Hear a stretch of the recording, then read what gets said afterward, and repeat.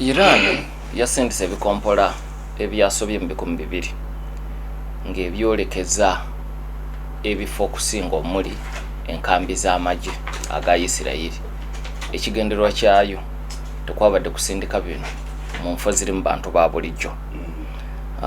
Era ng'obulumbaganyi bumaze okukolebwa, Iran ng'eyita ku mikutu gya gavumenti egy'amawulire bafulumiza ekifaananyi ekyomuduumizi w'amagye ga Iran Major General Hossein Salami ng'asinziira mu kisenge kye bayita War Room we yasinzidde okuwa ebiragiro by'okusindika ebikompola bino. Naye nga waliwo akabonero akakulu k'otasobola kubuusa maaso nga weetegereza ensonga nti Major General Salami we yabadde ayimiridde n'abakungu abalala ng'awa ebiragiro, emabega waliyo ebifaananyi eby'abantu abakulu basatu. Kuliko eyali omukulembeze wa Hamas Ismail Haniyeh gwe tujjukira nti mu mwezi ogw'omusanvu baamutemulira mu ggwanga erya Iran gye yali azze okwetaba mu kulayiza pulezidenti wa Iran omujja ne bamutira eyo. Ekifaananyi ekirala ekyabadde emabega kye kyabadde omukulembeze wa Hezbollah Sheikh Hassan Nasrallah. Ekifaananyi ekyokusatu kye kyabadde omumyuka w'omuduumizi w'amagye naye ng'avunaanyizibwa ku bikwekweto Brigadier General Abbas Nilufushan. Jjukira ono yattiddwa wamu ne Sheikh Hassan Nasrallah mu kibuga Beirut e Lebanon. So awo abaddewo obubaka obukulu obusindikibwa. Ntera okwogera ku ssomo lye tuyita erya semiotics oba semiotic analysis, olulimi olw'obubonero, language of signs and symbols. Kakati obubaka obw'olulimi bw'oba okoze semiotic analysis, obubaka Iran bwebadde esindika eri Isirayiri n'ensi yonna nti kino kye tukola kuwolera ggwanga olw'abantu bano emabega. Haniyeh, Brigadier General Abbas ne Sheikh Hassan Nasrallah. Mu bulumbaganyi buno Iran yakozesezza n'ezimu ku missile zaayo zebadde tennakozesaako mu bulumbaganyi bulala bwonna. Ekyokulabirako bakozesezza missile ey'ekika ekya Fateh-2.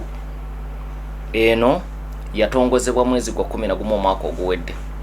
Omukulembeze ow'okuntiko mu Iran Ayatollah Ali Khamenei yagitongoza ali mu kulambula erimu ku tterekero ly'ebyafaayo eby'ekijaasi mwezi gwa 11 omwaka oguwedde n'atongoza missile eno.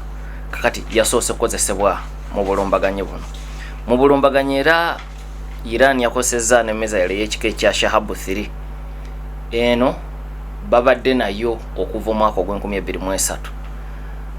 Missile ya mutawaana nnyo kubanga eri mu mitendera egy'enjawulo. Ina Shahab-1, Shahab-2, kati Shahab-3 yakozeseddwa nti mu buli ssaawa esobola okudduka kilomita mile 38,000 ye speed kwetambulira.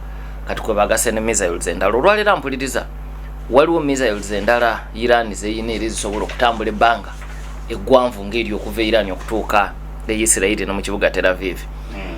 Lwakubanga zo tezinakakasibwa oba nazo zeyambisiddwa mu bulumbaganyi buno. Muzo olina missile y'ekika ekya Segil esobola okutambula kilomita 25,000 naye nga sipiidi kwetambulira ya kilomita 1,700 buli ssaawa.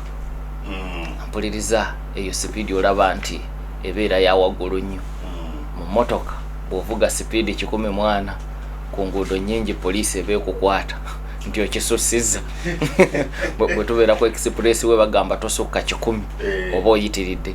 Nolwekyo luga nti omuzinga guno gudduka kilomita 1,700 mu ssaawa emu. Otegeera nti sipiidi ya kika kya waggulu. Era kikulaga n'eddaala ly'ebyokulwanyisa erya Iran bwe lizze lirinnya. Jjukira ezeetekebwako obukwakulizo bungi naye obusobozi bwayo okusobola okukola ebyokulwanyisa eby'omutindo kyekimu ku kyojja mu bulumbaganyi buno. Waliwo missile endala y'ekika ekya Keiba, obuwanvu esobola okutambula kilomita 20,000. waliwo neyitibwa Haji Kasem esobola okutambula kilomita 1,400.